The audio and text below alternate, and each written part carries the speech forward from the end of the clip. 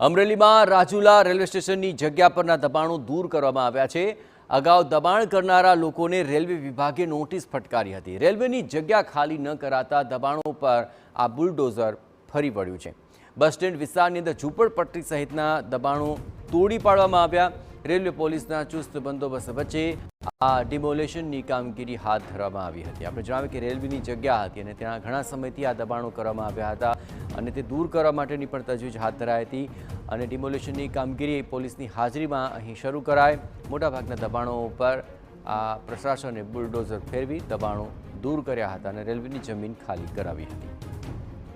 Railway પોલીસના ચુસ્ત બંદોબસ્ત વચ્ચે આ ડિમોલેશનની કામગીરી હાથ ધરવામાં આવી, જ્યાં રાજુલા રેલવે સ્ટેશનની જગ્યા ઉપર ઘણા સમયથી આ દબાણો હતા કે જેને દૂર કરવા માટે પ્રશાસને તજવીજ હાથ ધરી અને પોલીસ પ્રશાસનના ચુસ્ત બંદોબસ્ત વચ્ચે આ દબાણો દૂર કરવામાં આવ્યા હતા।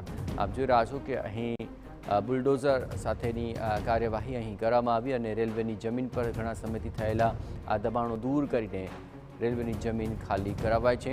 જો કે કોઈ અનિચ્છનીય ઘટના ન ઘટે તે માટે પોલીસ જાપ્તા સાથે અહીં આ કાર્યવાહી હાથ ધરવામાં આવી હતી। ડિમોલેશનની આ કામગીરી દરમિયાન પોલીસ સતત ત્યાં હાજર હતી અને તેની હાજરીમાં જ રેલવે વિભાગની આ જમીન પર થયેલા દબાણો દૂર કરવામાં આવ્યા હતા। આ પહેલાં પણ રેલવે વિભાગે આ દબાણ દૂર થાય તે માટે નોટિસ ફટકારી હતી, પરંતુ